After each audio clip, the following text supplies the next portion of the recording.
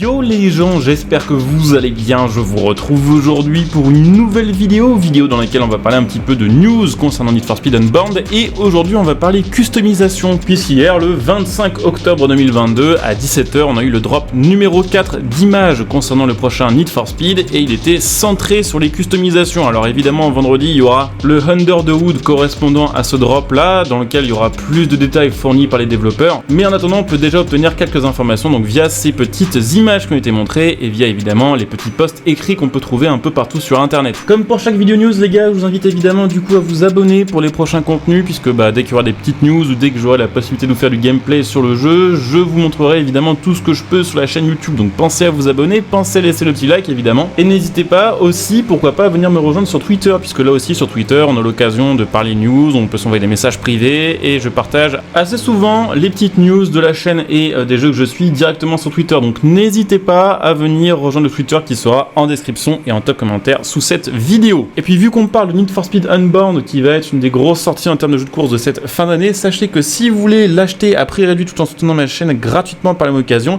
vous pouvez le trouver avec déjà une bonne réduction en précommande via mon lien Instant Gaming qui sera sous cette vidéo et en top commentaire. Donc n'hésitez pas, quand vous avez des jeux à acheter, que ce soit Need for Speed, que ce soit d'autres jeux, que ce soit même des abonnements, Game Pass, PSN ou autres, ou même des DLC, à les prendre via mon lien, ça me soutient et vous, ça vous fait profiter de petits prix. Bref, aujourd'hui, drop numéro 4, drop différent des précédents, puisque celui-ci est réparti en plusieurs vidéos qui sont toutes assez courtes, on est aux alentours des 10 ou 15 secondes par clip, et qui ne montrent pas vraiment de nouvelles images de gameplay, alors que les drops précédents étaient plus longs et montraient du gameplay qui était certes cuté, mais on pouvait voir un petit peu l'open world, on pouvait voir un petit peu plus de choses. Là, c'est assez court, mais il y a quand même 2-3 petites choses à dire assez intéressantes. Déjà, qu'est-ce qu'on apprend? On apprend quand même quelque chose d'assez cool, il y aura 10 000 options de personnalisation sur Need for Speed Unbound. Alors ça comprend évidemment les jantes, les décorations, les habillages, mais aussi les nouveaux effets de vanité qui sont effectivement, je pense, le point, on va dire, sur lequel la communauté se divise vraiment. Alors ce que j'appelle les vanités, ça va être les personnalisations qui ne sont pas vraiment, on va dire, les personnalisations de carrosserie, mais qui sont tout ce qu'il y a autour.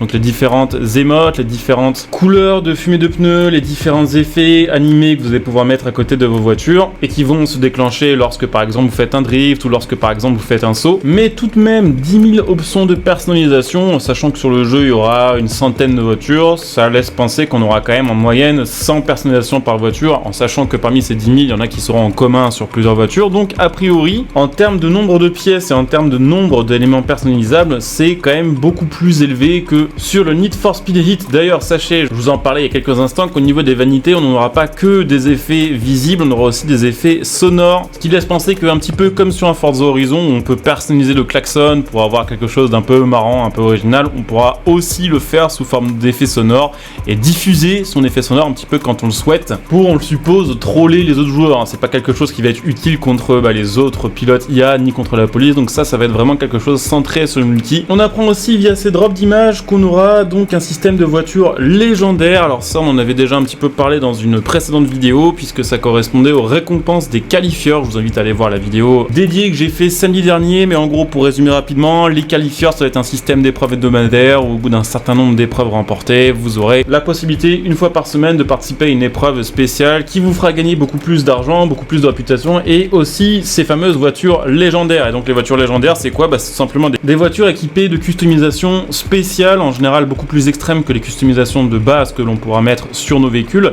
Sachez que ça reprend un peu le système au final de ce qu'on avait sur Need for Speed Heat avec les customisations KS, sauf que là ça va beaucoup plus loin en termes de personnalisation. Je trouve même que presque ça va trop loin. D'ailleurs vous me direz un petit peu ce que vous en pensez en commentaire. Alors il y a des véhicules sur lesquels effectivement ça change complètement la silhouette et où c'est plutôt stylé, mais parfois les voitures sont vraiment méconnaissables, notamment bon là vous le verrez dans ce clip plusieurs fois, mais la transformation de la BMW M1 en quelque chose qui ne ressemble plus du tout à une BMW M1, je trouve ça un peu dommage, même si au final c'est vrai, le résultat final est quand même assez bestial, ça fait un peu voiture préparée sauce Mad Max. C'est assez cool et c'est cool de voir que du coup ça va beaucoup plus loin que les customisations basiques. Là on peut même carrément rabaisser le toit d'un véhicule, faire sortir par le capot les turbos qui dépassent, ou même faire passer pourquoi pas l'échappement par le capot de la voiture. Donc c'est plutôt stylé, même si bon personnellement je pense que j'aurais plutôt tendance à jouer avec des voitures un peu moins personnalisées, mais bon c'est quand même cool et ça ajoutera peut-être un peu plus d'enjeux sur ces systèmes de qualifieurs, puisque je suppose qu'évidemment ces kits étant rares, tout le monde les souhaitera. On a eu également quelques quelques petites précisions supplémentaires concernant les jantes, puisqu'on nous annonce qu'on aura des nouveaux modèles de jantes et surtout qu'on aura la possibilité de mettre des turbofans sur la plupart des jantes, si j'ai bien compris. Donc en gros, les turbofans, c'est une espèce de surcouche supplémentaire qu'on met sur la jante et qui ont été de base pensées pour le rallye, puisque à l'époque, en plus du style que ça pouvait ajouter aux jantes, ça permettait surtout de dégager plus vite l'air chaud des roues et donc d'optimiser la distance de freinage, puisque ça permettait de garder les freins frais plus longtemps, ce qui était quand même une bonne chose. Donc là, ce sera pas spécialement à mon avis pour le côté physique et freinage modifié, ce sera plus pour le côté style, mais sachez que apparemment, en tout cas, on peut voir effectivement déjà dans ces petits trailers des jantes où à l'arrière c'est un modèle et devant c'est le même modèle avec le turbofans en plus, donc c'est certainement un nouveau type de customisation ajouté sur ce Need for Speed Unbound. On aura bien évidemment le retour de l'éditeur de livret. On a pu voir d'ailleurs un petit peu l'interface du menu d'éditeur de livret, ça a l'air d'être assez correct. Je trouve que l'éditeur de livret de Need for Speed Heat permettait de faire des choses plus jolies et plus complexes plus rapidement que sur un Forza. La bonne nouvelle, c'est que l'éditeur de livret de Need for Speed Unbound va ressembler à celui-ci et que comme sur Need for Speed Heat, on pourra évidemment partager différentes livrets que les autres joueurs pourront télécharger. On ne sait pas d'ailleurs si enfin sur ce Need for Speed le partage de livret rapportera quelque chose à la personne qui a partagé la livret. Ça, c'est vrai que sur Forza c'est plutôt cool quand vous avez une livret stylée, que vous la partagez et qu'elle est téléchargée, vous recevez une petite somme en crédit. Bon, c'est une somme un peu ridicule, mais au moins on va dire que ça vous récompense un petit peu pour le travail effectué. Et on a également la confirmation au niveau de la customisation des voitures qu'on pourra bel et bien supprimer des pièces. Alors ça, c'est quelque chose qui avait été ajouté par des modeurs sur Need for Speed Heat. Maintenant on pourra le faire de base sur Need for Speed Unbound, puisque sur certaines configs ça permet d'avoir un aspect encore plus radical, encore plus street, encore plus radical, voilà, tout simplement, qui plaira à certains. Et la bonne nouvelle, c'est que ce système semble confirmer qu'on pourra bien changer pièce par pièce notre customisation sur nos voitures. C'est vrai que c'est quelque chose pour l'instant sur lequel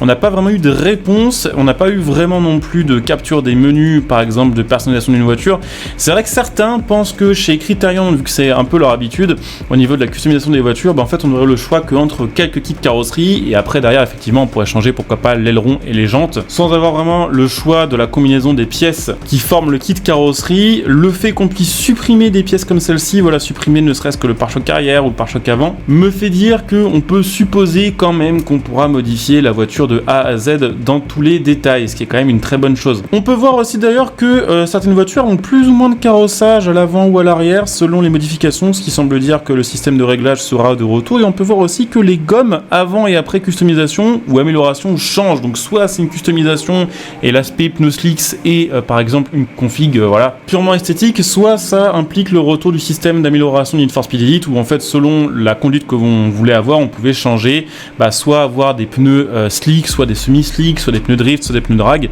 ce qui est, je trouve là aussi une bonne chose, hein. Donner plus de personnalisation et plus de choix aux joueurs, c'est toujours cool. Donc hâte de voir quand même effectivement ce que ça va donner, hâte de pouvoir effectivement mettre enfin la main dessus et pouvoir customiser un peu mes premières voitures. Évidemment vous me direz vous aussi ce que vous en pensez en commentaire, mais en vrai je trouve que petit à petit, plus on en voit sur le jeu, plus le jeu se montre quand même intéressant et plus j'ai envie de tester des choses et plus je me dis qu'il y a quand même moyen de s'amuser dessus, mais plus je me dis aussi que franchement la direction artistique du jeu, le cel shading plus tout ce qui va être vanité donne un côté très enfantin au jeu, même un peu repoussant pour certains, hein. Clairement je comprends, c'est vrai que personnellement j'ai tendance plutôt à préférer les jeux sur lesquels en termes de visuel c'est assez réaliste, et ce que je comprends pas c'est que d'un côté on nous montre et on utilise une histoire assez street avec des customisations aussi vraiment assez radicales là, qui font aussi assez street, assez Fast and Furious du début des années 2000 où on avait vraiment des énormes kits qui parfois franchement frôlaient le mauvais goût mais qui avaient quand même le mérite d'être originaux, et d'un autre côté on nous propose un truc ultra gamin, vraiment à la limite du dessin animé pour le choix des personnages, pour le choix des vanités,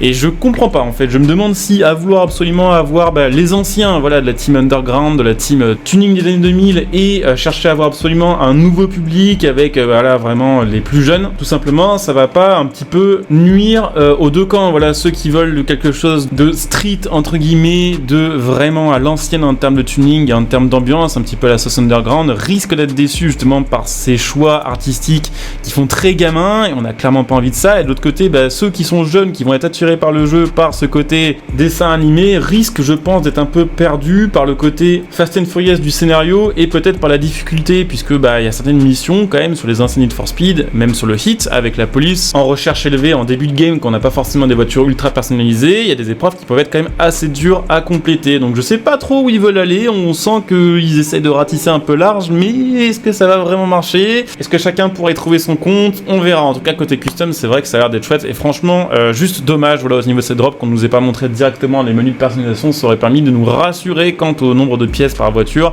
quant à la présence de certaines marques, de vrais kits carrosserie, de vraies pièces esthétiques tout simplement. De toute façon, on aura plus de détails à la fin de la semaine avec le Under the Hood. On aura l'occasion d'en reparler samedi. En attendant, si cette vidéo vous a plu, n'hésitez pas à la liker, n'hésitez pas à venir me follow sur Twitch pour les prochains lives. Comme d'hab, la chaîne Twitch est en description et en commentaire, donc n'hésitez pas à venir follow. N'hésitez pas, si vous avez Amazon Prime, à utiliser votre Twitch Prime sur ma chaîne Twitch qui vous permettra de me soutenir gratuitement. Vous en profitez de plein de petits bonus. Vous pouvez soutenir ma chaîne gratuitement en faisant vos achats via le lien de soutien sous cette vidéo. Vous pouvez utiliser mon lien matériel.net pour acheter par exemple votre matos gaming, tout ce qui va être console, carte graphique, PC, manette, tout ça. Et puis pour ceux qui souhaitent soutenir la chaîne sur le long terme, n'hésitez pas à devenir soutien de la chaîne via le bouton rejoindre sous cette vidéo, ce qui vous fera évidemment profiter là aussi de plein de petits bonus selon les rangs que vous allez choisir. Je coupe ici, je vous dis à très bientôt. Bon jeu à tous, ciao.